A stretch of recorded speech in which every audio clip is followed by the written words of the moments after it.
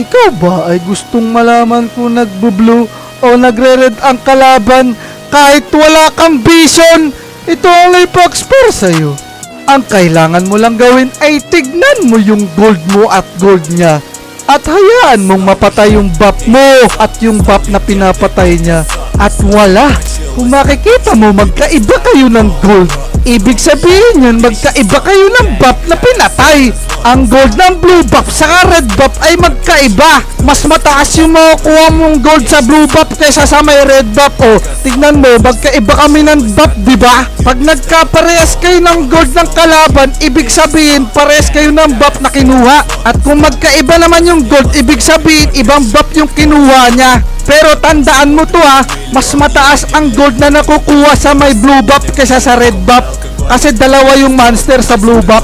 Kaya napakalaking bagay na malaman kung saan nagbabuff ang kalabang kasi malalaman mo kung saan sila magro-rotate.